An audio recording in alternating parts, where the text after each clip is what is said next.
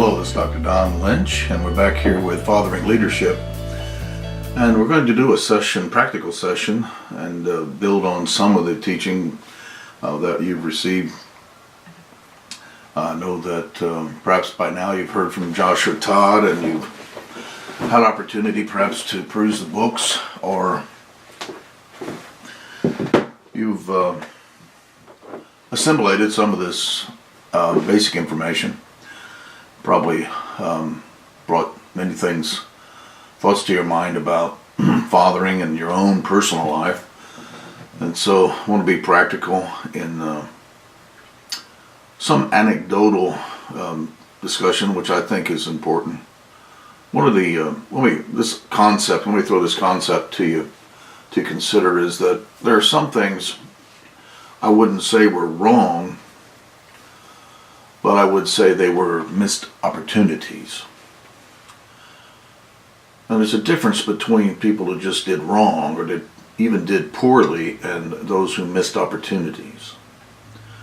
And so in many cases, the discussion of fathering in your past and even in your own life as a leader, you were missing opportunities, and then there were missed opportunities for fathering in your history as well that may leave gaps. Now, when God's mercy covers missed opportunities. In other words, God will come back around, and He will clearly identify gaps in your learning and provide opportunities to fill those gaps. And so, first of all, having a really poor leader, is not a fatal flaw within itself. If you're a victim of poor leadership, it's not a death blow to your destiny, because God will come around, and even in the midst of poor leadership, He'll provide other leadership. I had, anecdotally, an experience with a leader who was clearly identified to me by the Lord, spoke very specifically to me at a time.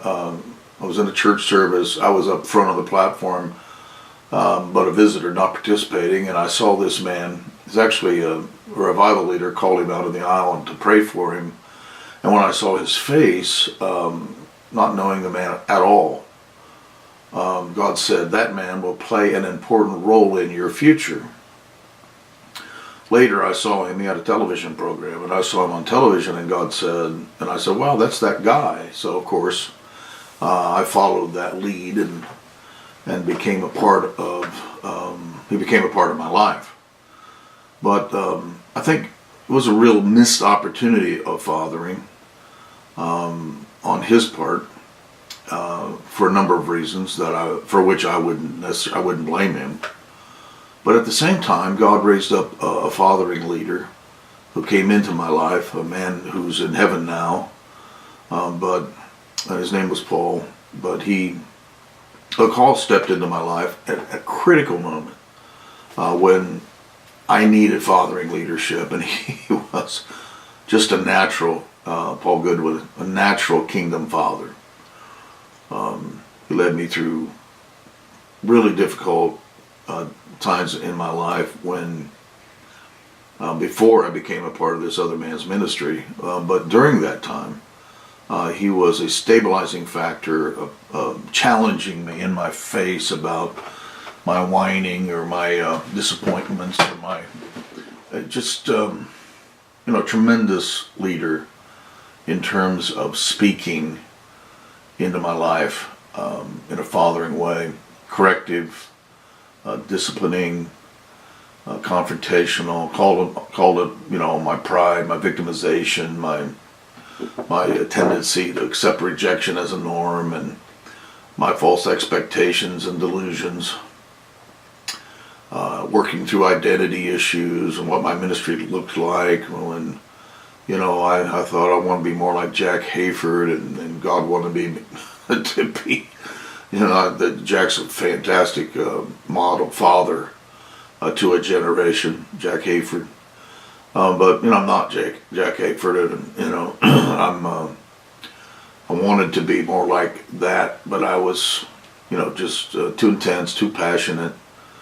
I don't have his personality set or his disposition. But I was reaching, I was searching, I was touching things that were brand new to me because at that point I had 27 years of ministry preaching against everything that I am now until the Brownsville revival changed our lives. But Paul Goodwin spoke into my life so powerfully and took my part, took my place, stood on my side, did things of which I was unaware, and did so with grace. Would laugh at me when I was just foolish, and get away with it. Which wasn't hard to get away with it with me because I honored him. But my point being that in a very difficult situation, I had an adequate father because I sought him out. I had to continue to press toward him. He's a very busy man, very well known. I struggled initially with the gift of spiritual language. And here I found myself with Paul Goodwin. When the charismatic move began, there was a book written called They Spoke with Other Tongues. And in that book, 7 individuals gave testimony, or their stories were described in order to help us. And here I am, a person who preached against that. And one of those people in the book, the 7 people in that book, They Spoke with Other Tongues, one of those people was Paul Goodwin. Oh, here I am. God gives me a spiritual father and fathering leadership from a man who was in the book, They Spoke with Other Tongues, to help me through this experience, because I had no experience with the gifts and the function. And we'd been raised to believe if you spoke with other tongues, you were demonized, and so I had the intensity of my experience was actually frightening. And for a year, I prayed in tongues 8 hours a day, and as an assignment, part of my training, accelerated preparation, and he helped walk me through all these things as a fathering leader. Very powerful. So my point being, and this anecdotal sharing, was there may be a fathering leader right next to you, and if the leader that you think should be your fathering leader misses the opportunity, God may have a fathering leader right in front of you that you'll miss the opportunity if you don't learn submission, if you don't learn pursuit, if you don't learn honor. If you decide, no, I want top dog to be my daddy, or, I want some famous people to be my father. Your pride will tell you you deserve it, when you don't realize God will give you the leader that you need. And at times this will offend your pride. He'll give you a father when you don't want discipline who's a disciplinarian, because that's what you need. Or he'll give you a father who's more cuddly and mushy when what you think you want is someone to launch you. What you really need is healing. He'll give you a father who just takes you through the paces of basic instruction when you just think the anointing will carry me, and but what you really need is some character, and they'll get in your face about how you spend your money and your relationship with your wife, and whether or not you have integrity, when all you want to talk about is the gifts of the Spirit and then the last vision you had. You see, if you pick a father, you'll probably pick the wrong person, and then you'll be disappointed and you'll miss the opportunity. But when God does this, you'll find yourself often surprised, delighted if you're submitted, but later on, listen carefully, it'll only be later on that you fully appreciate how God supplied you with the leadership you needed at a specific time. So part of what I want to mention in this very, very practical session, to come back to origination and Genesis and come back to fathering generations, but I want to do some practical teaching. And remember that I'm unaware completely of what Joshua Todd's teaching you, and I'm sure that he and I will probably hit upon some things that are of great importance. Let's begin at the end. Let's begin at the end. And by learning exit, let's learn entrance. Let's learn some principles here about fathering. Because I've had several fathers, and I think we err to assume that every season of our life we have a different father. I don't think that's a proper characterization of how fathering leadership works.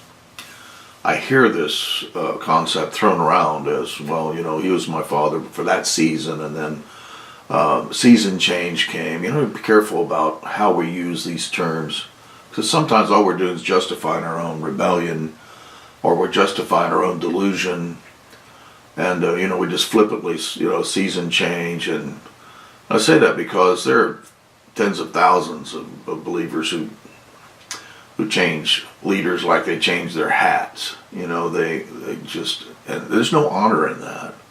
This is not an honorable approach or posture toward leadership. That is a utilitarian. That's a utilitarian. That's I'm utilizing you. I'm using leaders for something, and if I don't get what I want, or when I get what I want, then I move on to get something else from someone else, or if I can't get what I want from you, then you're not the right leader. That God doesn't give you leaders for you to get what you want, and you're not in charge of choosing your leaders.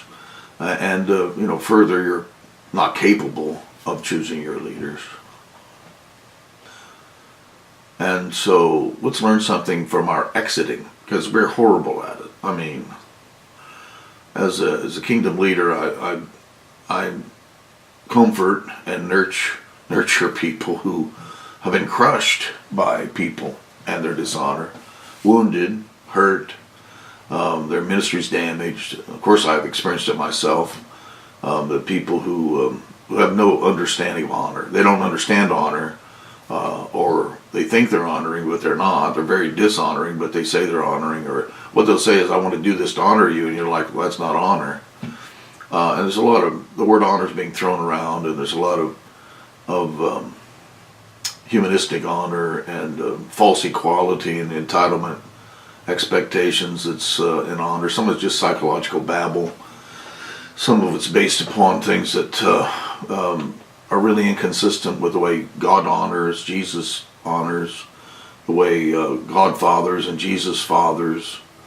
I mean, it's just oddity to some of these concepts of honor, and I see it mostly. I see it in exiting, because in other words, people exit in a dishonorable way because they are already in dishonor. They don't know how to value.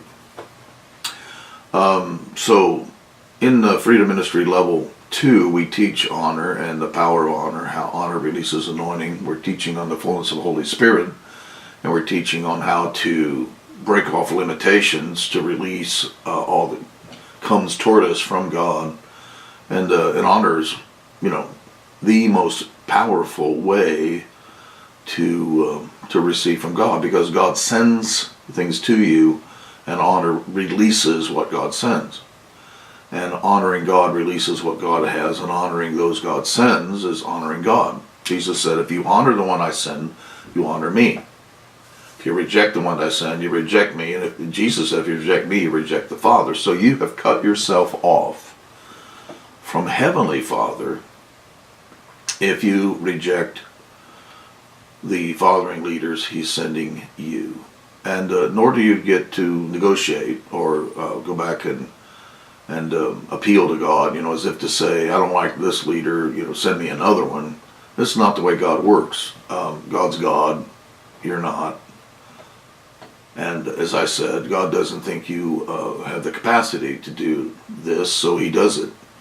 That's not his design and definition for anyone to choose fathers. It is his design and definition for him to provide them as a gift, and for you to honor the gift and honor Heavenly Father who sends Jesus, and Jesus who sends representatives. So exiting, I think, reveals that many people think they're honoring when they're not honoring, and then their exit reveals their hearts have been in dishonor, been in a lack of submission, have been in go along to get along obedience for a period of time, perhaps the entire time that they were being, you were providing them leadership. The entire time they were in a posture of inadequate submission, obedience, and honor. Therefore, they weren't receiving everything that the Father was releasing through your leadership. So let's cover exiting, because people are really poor at it. And in fact, I seldom, a rarity, I'm talking less than 5% of the time, do people exit properly with honor, with kingdom culture in mind. Nearly always what people do is exhibit their rebellion, their lawlessness, their anger, their offense, their unforgiveness, their pride, delusion. That's almost always what you see in exiting. Even if it's just the simple fact that, a church of 1,000 is going to have, 200 new people every year, because 200 people are just going to disappear. Now, some of them, maybe were not supposed to be there. That wasn't their place. And so, I'm not counting them. But in that group of people, there certainly is this group of people who are in this exodus. There are people who dishonored. In other words, this place not what I'm looking for. Whoopee. You're not the one who decides what you're looking for. Church is not a smorgasbord. When I say church and ecclesia and kingdom, I'm saying is you don't go out and find some place you like. Your kids think, children's ministries like Disney, and your youth like the turkey bowling, and you like the show because the music's what you want, and Dr. Phil in the pulpit. This is not your decision. This is modern churchanity. In kingdom culture, we have a king, and the king makes assignments. An ecclesia, or the called together into assembly, comes as the king, through his sent representatives, calls people into places of assignment. You should be involved in a ministry by assignment, and for no other reason. So assignment is the classic kingdom culture understanding. And so that's like a basic level of dishonor, lack of submission, which means place at the disposal of a posture of following, which will allow you to be discipled. Now, I understand that most modern churches couldn't care less about discipling, and they accumulate believers. But I'm saying there's a context here, which is not a kingdom culture context. But in a kingdom culture context, you're where you are by preparation and positioning, and the preparation and positioning is by an eldership, expertise, experience provided by a fivefold ministry leader that represents Jesus in some way. And you're where you are by design, and you're prepared to be there and positioned to function. And so, because that's your purpose, in the building, your purpose is to be a brick or a window. In the metaphor, in the body, your purpose is to be a lung or an eyeball or a kidney. In the bride, your purpose is to be an adorning of some aspect, some hidden in the body and bride and building, and some visible, but all honorable. That is valuable. But the Bible doesn't have any descriptors of modern churchanity where you try out churches until you find one you want. You may visit churches until you discover the one to which you are assigned. And but this idea of I choose, it's up to me. If I don't anything I don't like, I'm out of here. Is juvenile. I mean, so immature as to be childish. And I know it's true that most modern Americans choose, the church on the basis of things like, I like the decoration in the women's restroom. My kids like to go there. Like your kids run the universe, and they decide where you go to church, or infantile things like they do my kind of music. So this is these are so immature that they're almost not on the radar screen. So let's rise above that, because I know that if you're interested in Kingdom Leadership Institute, you're interested in a whole lot more than churchianity and just accumulating or being a pew warmer, as they say. You're interested in leadership. If you're interested in kingdom, then you understand the king makes assignments, and these assignments produce alignments, and these alignments are life-giving relationships through which fathering leadership becomes available. So in exiting, you could have, and you will have times when God will move you. You may move geographically because of your job, and find yourself in a different geography that would maybe redefine the relationship with the leaders you already have. But don't automatically assume that means you just need to cut them off and get brand new leaders, because it's not biblical to assume that distance can separate you from your assigned leaders. It would alter the way in which communication and interaction occurred, but it doesn't necessarily mean that you've lost a father any more than that father's lost a spiritual child. So don't assume that. However, that would certainly would introduce you to a whole new set, new context, a new region, and probably a new assignment, an alignment. And these are all of importance, critical importance, and they do not come through comfort zone excursions. They don't come through, what do I want? 5 things I want in the church, and you don't have them, so I'll go to another one. It doesn't come through that. It comes through what's available and what God can do with what's available. But more importantly, it becomes a part of you hearing your assignment and coming into an alignment which postures you into submission. And in submission, you pursue. So in exiting, we often see what's in people's hearts. And many times this is what God will say to me. And as spiritual fathers, this will be an important aspect of your fathering. God will show you what is in people's hearts. And a spiritual father will lose the ability to be overwhelmed by shock. You'll be shocked but not overwhelmed by shock. Because God will show you what's in their heart, and you'll be like, whoa. But that's not the time that you run screaming into the night. It's not the time that you say, God, send me some better kids. Because your pride says, I deserve better children. It's the time when God shows you what's in their heart. He also gives you a strategy to father them out of their wilderness, into their healing, out of their demons,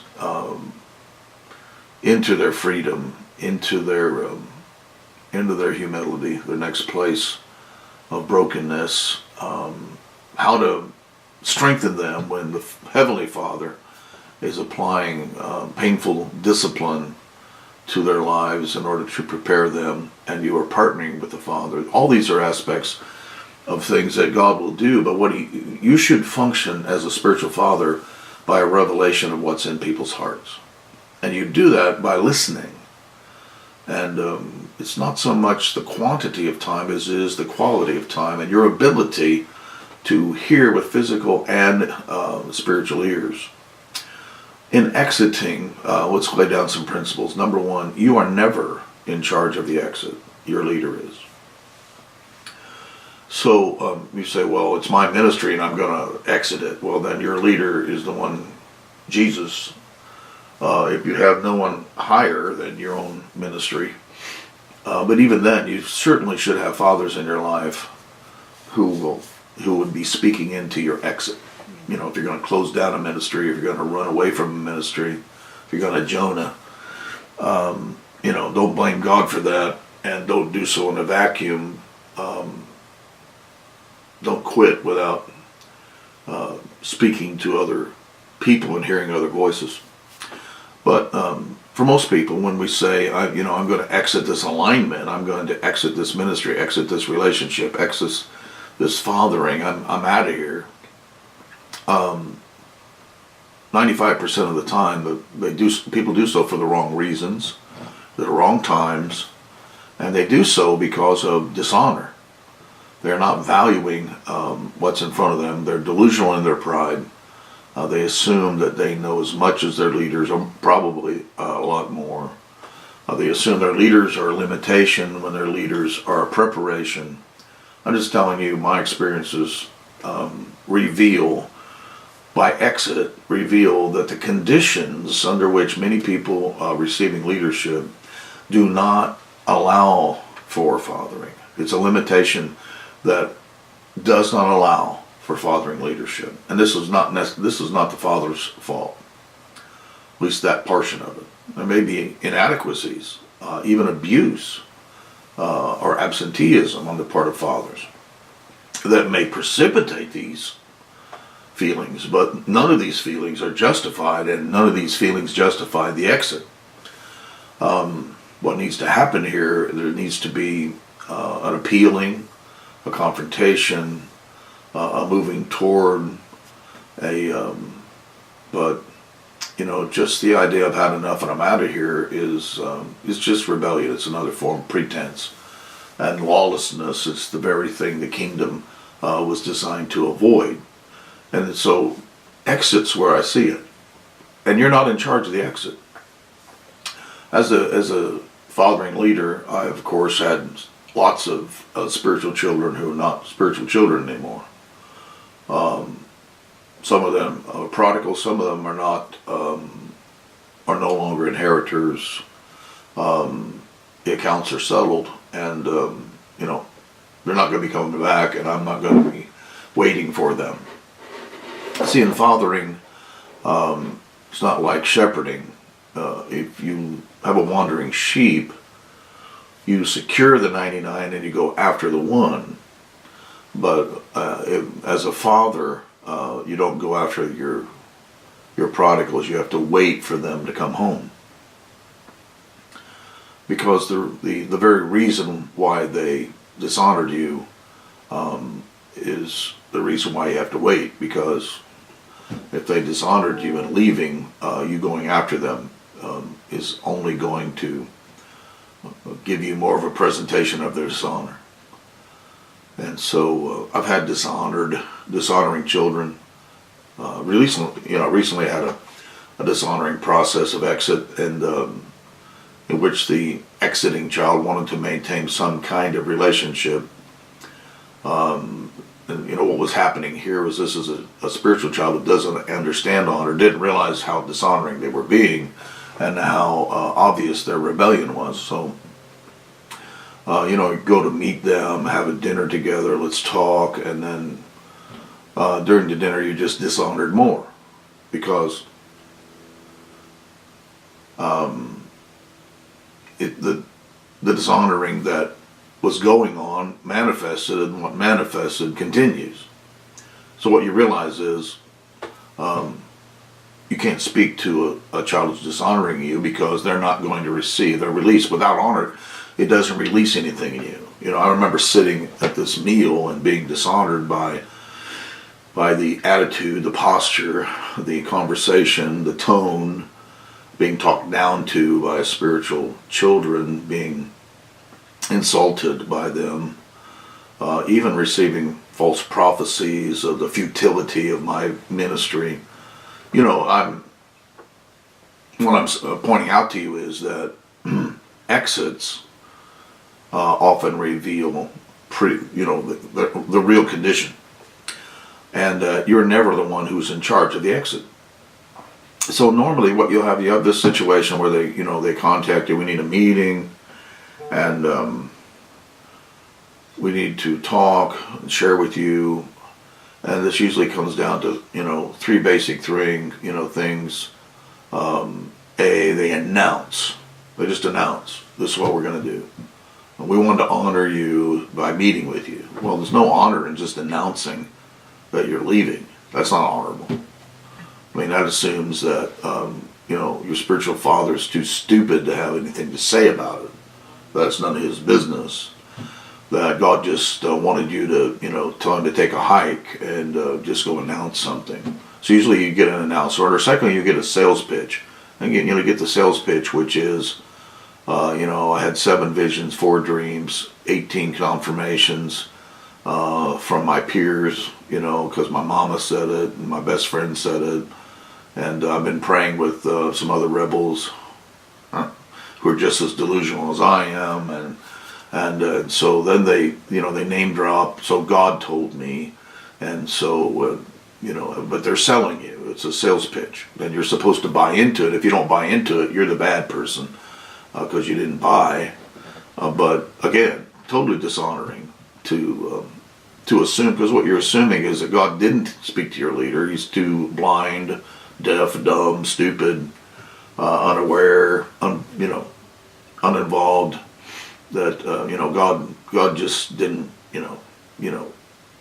even involve your leader in the process. He just told you and a whole bunch of strangers, or a whole bunch of a bro and sis and your mama who thinks that when you sing in the shower, that you're amazing. Your mama always thinks you're amazing. So what you need is somebody to tell you truth. That's what you need. But you do a sales pitch, and then this is like writing a script for your leader, and then you start filming the scene, but your leader doesn't he doesn't have the script, so he's like, what line am I supposed to speak, because what you're supposed to say is, praise God, this is amazing, and you're supposed to buy whatever's being sold. So that's dishonoring. The third thing you get is just offended people who just, they're like the demon coming out that tore the child on his way out, and so you get spiritual children who just want to knife you on the way out the door. They just want to have their say, and justify their anger, and justify their ugly, and justify their damage, and this is the ones who meet with you. For which, you're supposed to be grateful that they honored you with a meeting. But all this reveals that they haven't been listening, and they've just been putting on a front, a facade, because this is, and bottom line, here it is. It ain't God, because God doesn't work that way. In any one of those 3 ways, that ain't God. So all of those people dishonored. No matter how kind they were, no matter how ugly they were, if they're making an announcement, if they're selling you, or if they're, they want to get you on their way out the door, they began dishonoring you a long period of time before that, and they have other people who share their feelings and are justifying their feelings or decisions other than you, which is extremely dishonoring to a spiritual father. And most of those same people will, at some point in time, if you don't buy the announcement, or the sales pitch, or if you don't, take the gooding, then they will leave and call you controlling. Controlling will be the key word that they use, because you didn't give them freedom to do whatever you wanted. So whatever they wanted, and we're talking about exit and honor here. Because we can learn a lot about entrance from exit. And we can learn a lot about dysfunction from function. So, or about function from dysfunction. So I think that exit teaches us a great deal.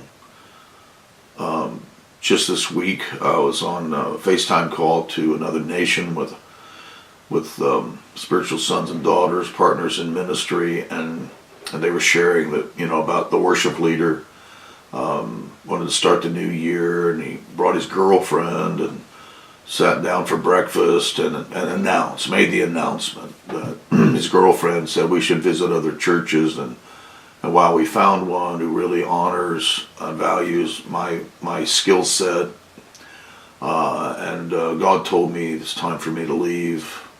Bye. This is it. You won't see us anymore.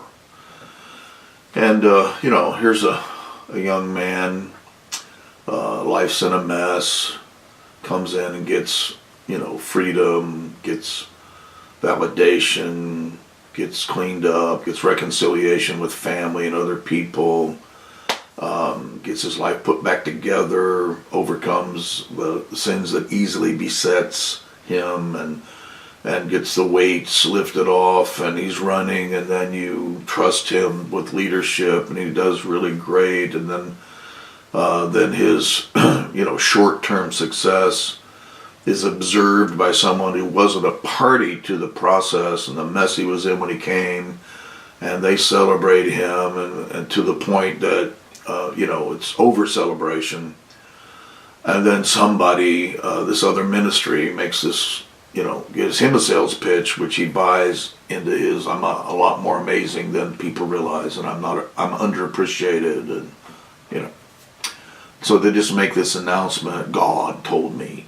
And, this name dropping is a way of shutting you up. It's just say, well, if God told me, then I don't care who you are in my life. You don't have anything to say because you're not God. So, the problem is God didn't tell him. See, that's the whole point. The whole point of this is, that's why you have a spiritual father, is to help you hear clearly, see clearly, and not to jump to faulty conclusions that are filtered through your net, your filtering system of dishonor and rebellion and lack of submission. Because nearly everything bad that anybody's done, God gets the blame for it. I've had people blame God for the adultery. Like the Spirit of the Lord came into the room as we committed adultery. That's just obviously a work of hell, has nothing to do with God. It's blasphemy, but, there's a lot of blasphemy because God's being blasphemed. That is, the definition of blasphemy is, God told me to dishonor you. God told me to ghost out of here. God told me that, the next time the church gets together, my place will be empty and nobody will know where I went. That's not God, because that's not how God works. God's smarter than that. So exiting, gives us a lot of understanding.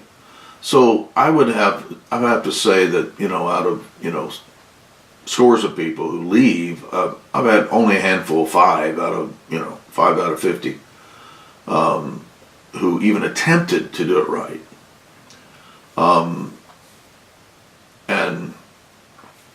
And even then, one of them, came to me and said, it was asking permission to be released. So, let's talk about exiting in terms of fathering. If you know that God, and you'll know that there's more for me. And I won't always be in the role that I'm in now, but I'll have another role. Your fathering leader will be talking about that, and be telling you, they will recognize that. They'll understand that, timing is important, preparation is important, and they should understand that it's their job to position you. So, at the point of exit, first of all, Holy Spirit will speak to leaders, as well as speak to you. And in doing so, there will be a proper time and a proper way for exit, which does not separate you from them, but separates you to the next role. It will redefine the role you have with them, because God has redefined the role, but it will not detach you or cut you off or remove fathers from your life, and it simply will separate you to the next thing. So you can either be released or you can be sent. And fathering is about sending, because it's about inheritance. And it's about sending. It's never about releasing. And so I had people come to you like, we want permission to be released, which what they meant was, we're not asking for your input, but we don't want to be dishonored. We don't want to. We want you. We're appealing to you to just, let us get out of here. Instead of being ugly about it, we're trying to be nice about it. So we're just asking to be released. So I always clarify with people. Do you want to be sent to the vision which God has revealed to us, and we've been preparing you for, and this has been the process we're in, or do you want to be released to just do what you want? And here's what I say. I was like, if you just want to be released, you're making a mistake, but I'll help you, because you're going to need it. But what you should be doing is you should be sent, and that should happen in a way that all of us involved in this process are fully aware of. So exiting, again, shows us a lot about fathering. In each of these cases, you see, I'm pointing out something of function and dysfunction that helps us understand the fathering relationship. Now, I know you have questions and objections. You're like, well, I was someplace and they didn't want me to, they never wanted me to leave. They always thought I should stay and spit polish their boots, and they just want to release me because they just want to own me and they want to control me. And I'm certain that there's validity to that, but not nearly as much validity as you might think. If you have an abusive leader, a Pharaoh leader, a Pharaoh leader, somebody thinks they own you, then what you need to do is appeal to that person's leader. You need to have other information about that leader. And if you truly have an abusive and Pharaoh leader, you're part of the problem as much as the Pharaoh leader, because you're a victim. And so you've already, in other words, you're already in malpractice, or they're in malpractice, you're in dysfunction, because what you're doing is you don't understand the fathering leadership according to a kingdom culture. In other words, you got yourself into this situation by choosing a leader. And so you can't just blame the leader for your mistake in choosing the wrong leader, if that's actually what you have as a Pharaoh leader. I did have a prophetic word for someone, and as an apostolic and fathering leader, I was positioned to release it, and I released it in the fear of the Lord. And it said, you've had Pharaoh leaders before, and now you've chosen another Pharaoh leader. Well, that was proven to be absolutely true by the leaders of that leader, who publicly made it publicly apparent that their leadership was controlling, was self-centered, and was Pharaoh in its nature and spirit. It was not fathering. But the point is that the abusive leader wasn't a father in the first place, and the choice, the way in which the choice was made, was faulty. And so the way to exit is different than the one I'm describing, if you actually have an abusive leader. The other side of it is there are a whole bunch of people who just jump ship and cry, bad leader, and they jump ship, but they're offended. If you're offended, then you don't have a leg to stand on. You can't tell me what kind of leader you have if you're offended. You can't accurately describe for me the quality of a person's fathering leadership if you're in rebellion. I have a problem with authority. Okay, great. You're not the person who can tell me how good this leader is. And the other thing is, you have leaders who have this overwhelming validation from other valid leaders, but people are like, he's a horrible leader, but everybody else says this is a valid leader. You need to listen to those voices. And those voices of validation should have weight. They should be voices of validation, should be international leaders whose validation produces security and safety. And then you understand, whoa, I just need to submit for time. And if you do, and you come to the end of your childishness and immaturity and your problem with authority, your rebellion, if you come to the end of your issues, your fear, then you may discover, wow, all of a sudden you finally straightened this leader out. He's doing a great job now. It's spiritual adolescence, where you're like a rebellious teenager, and then you become 22 and you realize your parents weren't the problem.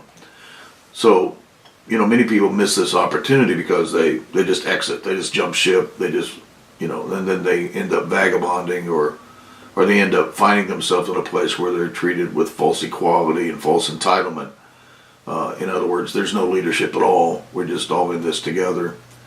And therefore you just short-circuited your preparation and positioning, and you will remain out of position because you have no leader to position you and no leader to prepare you.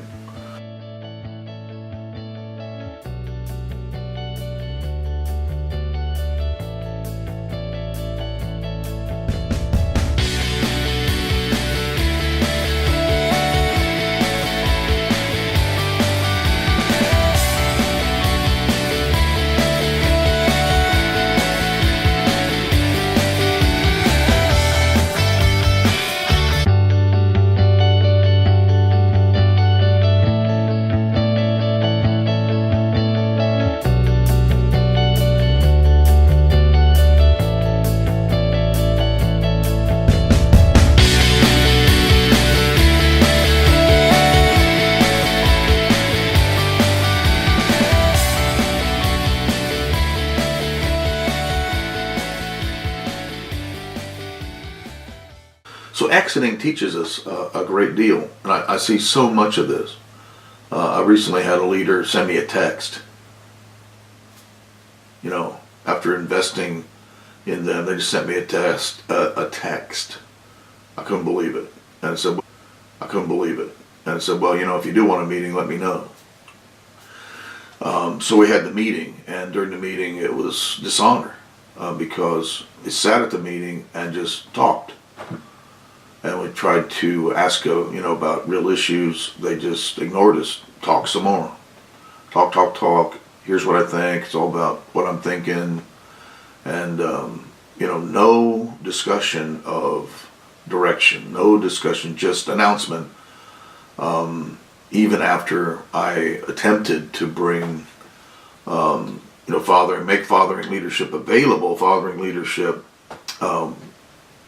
was not available. That's dishonor, because by dishonoring, what you're saying is you don't have anything to say. I don't want to hear your opinion. I don't want your wisdom. I don't want you to help me interpret dreams or prophetic words. That's dishonor. So in exiting, we learn a lot. I've had people send me emails. I'm talking about leaders. People who have leadership position and send me an email and say bye. I never see them again. And then recently we had a rather obvious ghosting, where you had a leader who had responsibilities in the ministry, was up front, had a microphone, and then just stopped answering all communications, disappeared from all the Facebook groups by unfriending or closing their account, and broke all communication and stopped attending any, just boom, gone, ghosting. First they were there, then they weren't. Not a word, not a peep. Sent a request for a meeting, and then I just answered him 2 or 3 weeks later, because I was traveling. I just answered him 2 or 3 weeks later, realizing that they'd ghosted. I just said, so you've already left. So what is the purpose of the meeting? No answer. That's ghosting.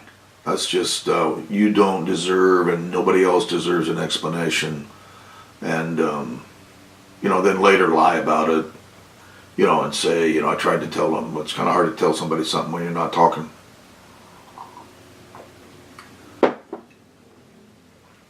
So my point in all of this is, I'm being very blunt, guttural, because these are the realities. And everybody wants to talk generalities. Well, let's just get real. I have been in situations in leadership. It took 2 years for me to get out because of the responsibilities I had. And you can't just walk away from a kingdom position of leadership because there's something about it you don't like. This shows an extreme lack of integrity, limitation in character, disdain and disinterest for God's purposes and people, and it's tremendously dishonoring. And at the time that this was going on, I was being dishonored. I was being lied about. I was being abused verbally. My destiny was, was at risk. I was vulnerable to false accusation. I didn't have covering protection, didn't have a father taking my side. But if you don't have any more faith in God, that you being faithful, having integrity and character, that God can't bring you out as he did Daniel, Joseph, David, and Paul and other heroes. I mean, if you can't see that, if you don't have that kind of faith in God, then, you may not be passing the necessary tests anyway. All right, so I know you have objections to that because you're saying, God told me my time was up at this ministry. Well, that's a valid thing. I mean, all of us were in different ministries at one time, and now we're not. And it's not about that. It's about how. It's the process. And let's go back to kingdom culture, and let's talk about protocols. And the way God designed the fabric of kingdom culture and the relationships within it to function, and fundamental to that is the king and his representatives. Fundamental to that is the king is a father, and he has representative fathers. So the leaders that he sends, apostle, prophet, teacher, evangel, shepherd, all realize through their function together the fullness of the leadership of the king, the leadership of Jesus. So these are fathering leaders, and these are the elders, because they're the ones with the oversight. You have a purpose in the building, the body, the bride. And you need to be positioned in order to function, but you need to be prepared for the position. So who is the person who can prepare you? Well, that's the person who knows the position. And how does he know the position? Because God reveals the purpose. So in exiting, we understand something fundamental. That's this. God reveals your purpose to spiritual father. Because the spiritual father is the one who knows your position. He's going to position you. You're not going to position yourself. No, Jesus is not going to position you. He's very specific that these 5 leaders, these elders, these oversight leaders are going to position you. And if the person who's going to position you is the person who prepares you, because that's the person who's preparing you for the position. He's not going to, if you prepare yourself to be a tongue so you can be positioned to be a kidney, you're in big trouble. And I'm not talking about logic here. I'm talking about the meaning of Bible words and the phrasing of Bible phrases and the commands of Bible commands. I'm talking about the design of the kingdom, the way the king designed it and revealed in his word. This is how things are to be done in the kingdom culture. You have a purpose. You'll be positioned before you can fulfill it. And to be positioned, you need to be prepared for that position. And the person who prepare you is a person who represents the king, and he'll represent the king as a fathering leader, and he will disciple you, and he will confront you, and he will, yes, discipline you. But he won't do that in order for you to become a taskmaster's slave. He'll position you as a father. Here's the difference. Position you as a father through preparation, position you to produce purpose. And then he'll continue to gauge your fulfillment of purpose as a brick in the building, as a body part in the body, or as an aspect of the adorning of the bride. Even if that moves you in function to a different nation, or to a different city, or into a different ministry, he will continue to function as a father, but the definition of his fathering role will shift according to that the way that positioning. That's why he has to be involved in it. You say, well, I don't know very many fathers understand how to do that. I know. And I know that not very many fathers, not very many spiritual people know how to be spiritual children either. See, so that's why we're having the class. That's why we're learning. And that's why when you look back, you will say, you'll probably say, wow, I was wrong a lot. I missed it. I know I did. I looked back and realized that I stayed too long in some relationships, and and when I left, I didn't exit properly. And I realized in others I didn't stay long enough and left in the wrong way, and I realized I went someplace I wasn't supposed to go. And I realized I went some places I was supposed to go, but I thought I didn't, wasn't supposed to. I mean, all kinds of things. And my history became very real to me when I began to understand how kingdom works. In modern American churchianity, false entitlement, false equality, and false expectations govern the relationships. And fathering will immediately confront all three of those. It will confront entitlement, it will confront equality, and it will confront expectation. And when it confronts them, very often people exit, and the exits reveal something about fathering and about the ability of people to be fathered, as well as the fathering leadership of the situation. There are many fathers who are wounded, therefore fearful of being wounded again, who hold people at arm's length and have not remained vulnerable. And the key to their healing is functional children, that they learn to trust. These fathers learn to trust, because functional children remain submitted and make appeals. There's no other way for them to be healed. Even if they were to heal and start it over, if they didn't have these functional children, I think they would return to their victimization, or to their despair. And so that brings me to this very practical point, and that is that fathering is painful, it's difficult, and you must remain vulnerable in order to father. And if you are not willing to be hurt, then you won't father. You'll quit. You see, spiritual children need to understand that discipline is painful. But it really is true. This hurts me more than it does you.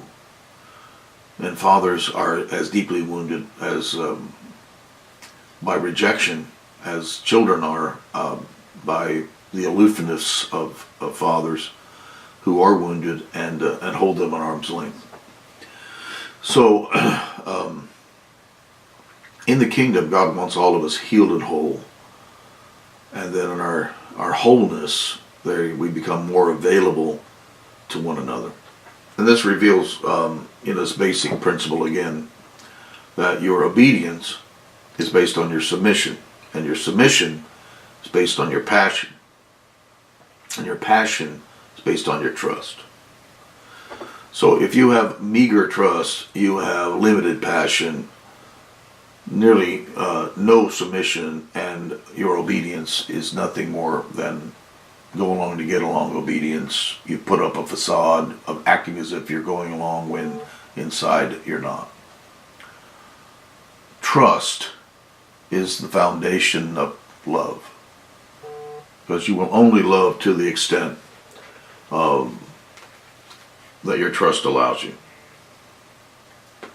So I think that, exiting shows us a lot about entrance.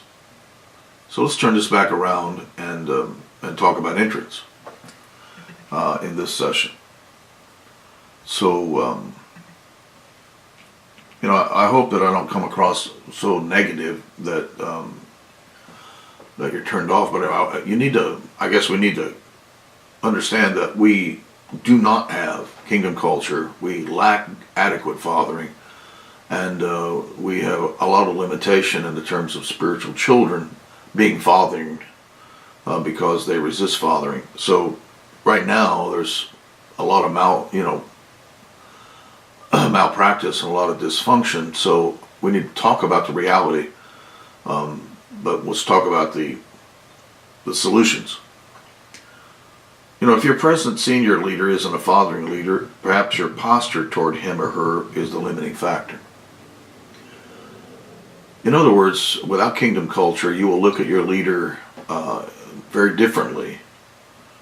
You won't look at your leader as a father, you look at your leader as a launcher. And you will tend in churchianity to play the political game of, how do you ascend? How do you get to the next level? How do you move from one level to the next to how do you go up the ladder? Because most of modern churchianity is based upon leadership as an employment, and the church as a business. Has very little to do with your spiritual gifts, and your destiny has to do with whether or not you can be hammered into the present program. That's in great contrast to a kingdom center functioning with a kingdom culture, with a fathering leader who discerns your purpose, recognizes your position, and prepares you for function. These are strikingly in contrast to the accumulation of believers, the preparation of leaders. The political sense of things, where your job is to keep people coming, or the assignment and alignment scenario in which God says, go there, submit to this, because you have a share in the assignment aligned with the leader so that he can position you for function. We are in this great shift from one to the other, in this shift of reformation within the kingdom, renaissance within the kingdom, that is necessary for us to restore original design of ecclesia and function as kingdom people. And fathering leadership just doesn't work very well outside of the kingdom context and the kingdom culture. Leadership becomes something else. That's why we've had this influx, I think, of coaching. Coaching that's based upon humanism, coaching that's based upon best practices of modern corporate, or even worse, humanistic New Age gurus and Stephen Covey kind of thinking that, from Mormonism. And this whole picture over here of success-driven and success-motivated, which is nothing but spirit of the world, lust of eyes, lust of flesh, and pride of life. It's not of the Father. Hear that? It's not of the Father, so it's not a fathering. It's a spirit of the world instead of the spirit of the Father. So the contrast is that we've become extremely worldly. That is, and this word world means cosmic, or the cosmic order. And that cosmic order is how the enemy holds the cultures of the earth in his control, where over here is the fathering spirit, through which God's kingdom culture confronts, overwhelms, and influences. So the spirit of the world is fatherless and produces fatherlessness, where the kingdom produces the spirit of fathering. And if your present father, if your senior leader isn't your fathering leader, it could be that he could be a fathering leader to you, but you aren't certain how to be fathered. You don't know submission, understand what submission is, which is just simply positioning. So Jesus comes as king with his kingdom strategy, and his strategy is leadership. His Father gives him apostles, disciples, the originating 12, plus the 70, and then there's 500. And leadership is his strategy. And his strategy to prepare them is discipling, but his spiritual strategy is fathering. Because it's kingdom. He's not establishing churchianity. He's establishing kingdom, which will have an ecclesia. So, when you look at your senior leader now, you may be looking at your senior leader through the filter of churchianity. And perhaps he is your a fathering leader, but you don't know how to be fathered because you don't know how to submit. So when Jesus calls his disciples, and many people think because of the way he called them that the word disciple means follow or follower, when the word disciple means learner. But he says, follow me. Now, follow is not disciple. Follow is submission. Because what follow me says is position yourself to pursue. And if you position yourself to pursue, then you'll be available for the learning. You'll be available to the process. When discipline comes, it gets uncomfortable, it gets difficult, you don't want to do it anymore. It's your position, your submission that holds you in place.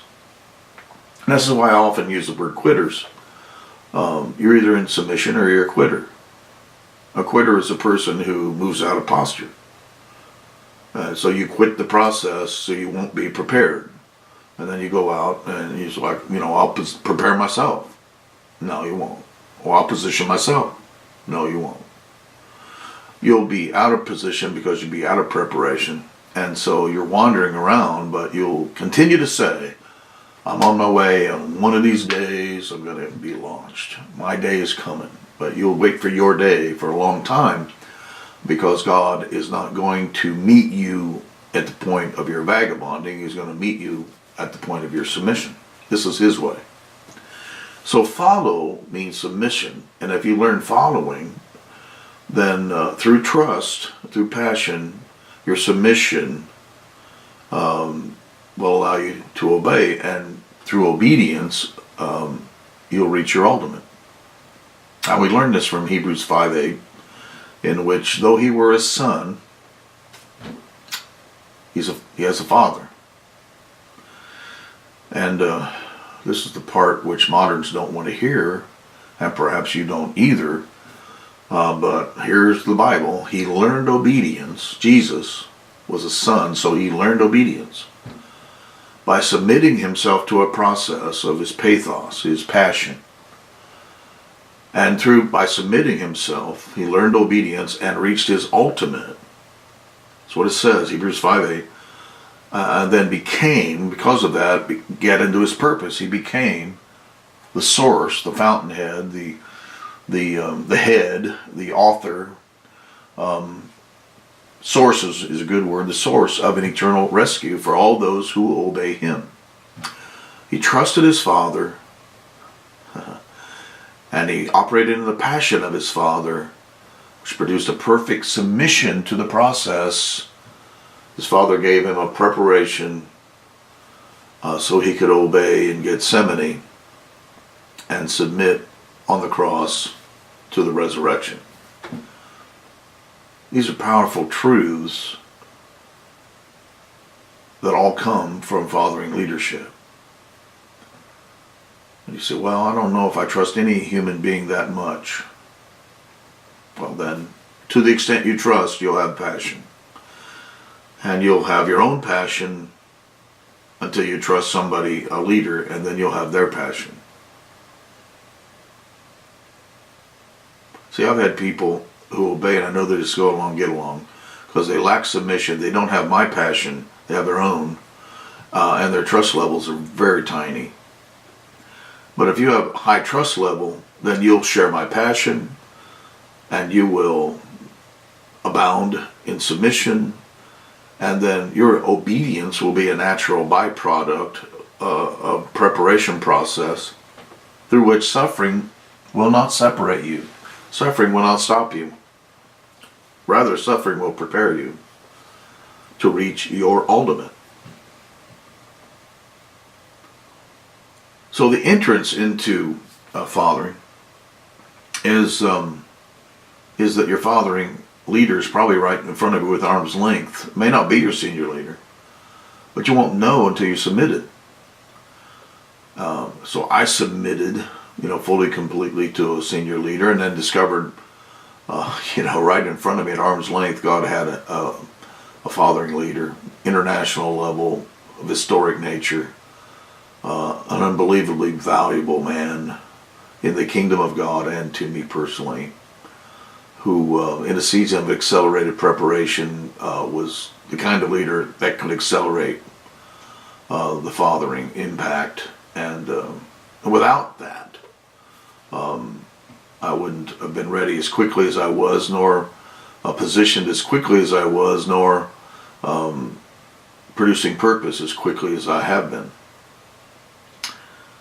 In a large ministry, church settings of large ministries, or even ministries, large ministry over 1,000, even smaller ministries of 200, although the average is more like 75 to 100. But even in large ministries of more than 200, where the senior leader is busy, if it's,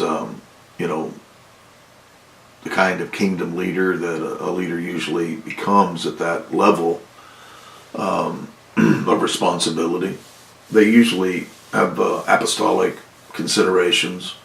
They're involved in other ministries or internationally with what God's doing regionally, nationally, or internationally. They will be absent. Very often they may be pulpiteers, but not available at any other time. And however, they may still be a fathering leader. In other words, you could have a teaching leader who the only time he's available to you is somewhat distant. In other words, in a pulpit doing a teaching. But he's the kind of leader, kind of fathering leader, whose impact and influence is greater than a local or regional or national ministry. Therefore, you shouldn't expect that he's your personal fathering leader. You should expect that you've entered into a level of fathering leadership that's been made available to you, and so you should submit to that. You should pursue it. In other words, you should be there. You should be listening. And if you miss, you need to listen to the tape. And if he writes a book, you need to read the book. And if you see what I'm saying, you can have leaders like Dutch Sheets is a great writer, great leader, great apostle in our nation now in 2018, 2019. Will be becoming even more important, his influence. But what he makes the comment, I love you and I will, be a father in the kingdom, but I'm not coming to your birthday party. What he means by that is, no, we're not going to chit chat on the phone, or we're not going to have breakfast, and we're not going to have long text conversations because he doesn't have time, and it's not his role as a father. He's a fathering leader, but his role as a father defines his responsibilities, and his responsibilities are not to see whether or not your marriage is strong. You'll have a different leader for that. You can be accountable. My accountability to Dutch would be that if I have a word for him personally, he hears it. That if that I'm praying for him, that I'm making myself fully available.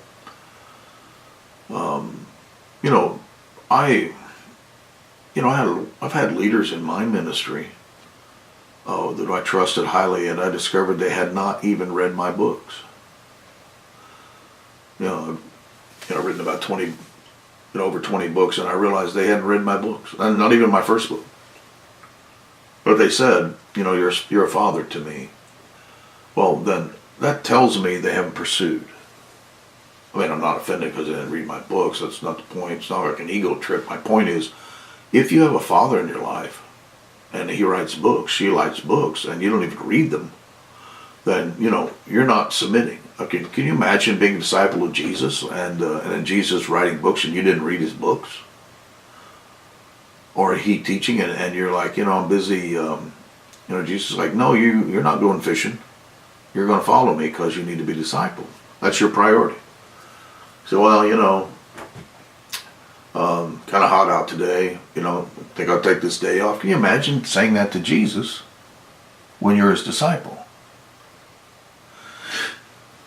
Because Jesus defined their role. Other people have a job, you won't, and here's why. He defined the role and relationship with them, and they submitted to that when he said, follow me. Leave the tax table. Leave the nets and fishing. Leave, follow. Now, many people follow Jesus and follow fathering leaders who don't leave their jobs. But these men, the fathering relationship and role was defined, and the level of submission defined how much they were going to receive from the Son of God as a fathering leader in order to represent him as originating apostles.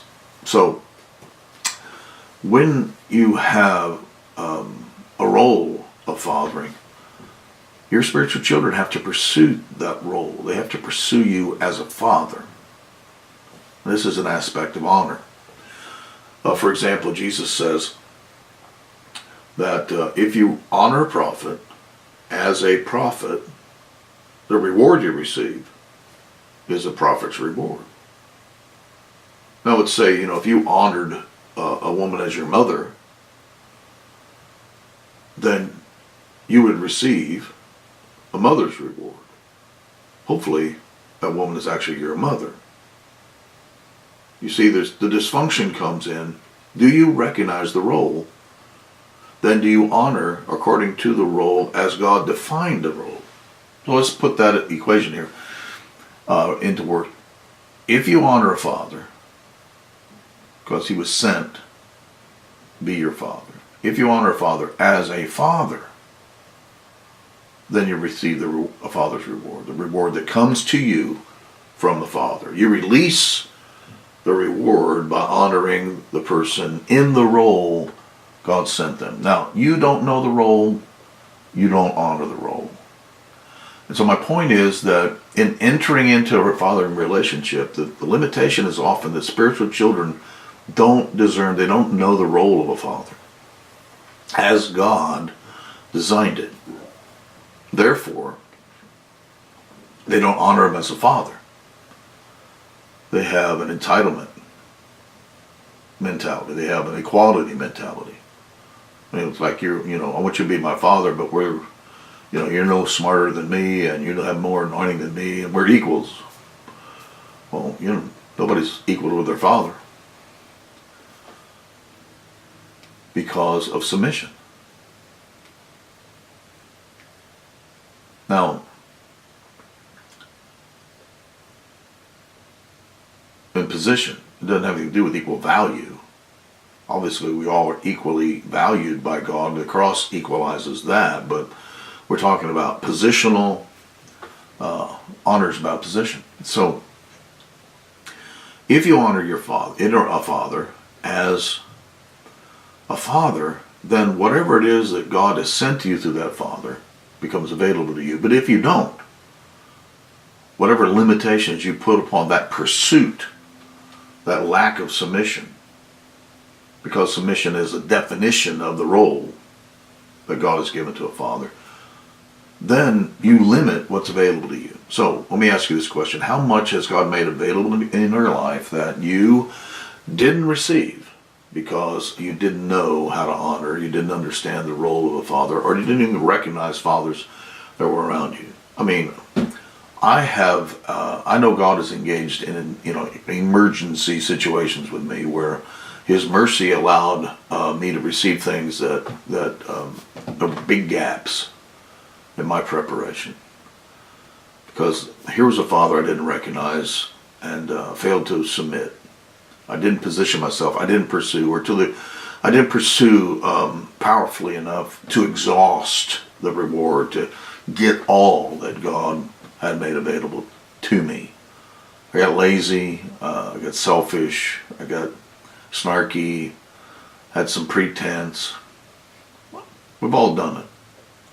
And then we have to go back and repent. And what God will do is send other sources into our lives. Because He wants us whole. And He makes these things available. But He has a strategy, and He won't change the strategy to fit our demands. He does not negotiate. Wow. I have a lot more to say about these things, but I think that I'm going to wrap this up for this session. This was the practical aspects, and whatever order this session will be has been presented to you in the Fathering Leadership course. All these pieces fit together, both fundamental teachings, practical applications, and of course what Joshua taught, our Dean's teaching. So it's Dr. Don Lynch signing off, and look forward to seeing you again in more discussions of fathering leadership here in Kingdom Leadership Institute.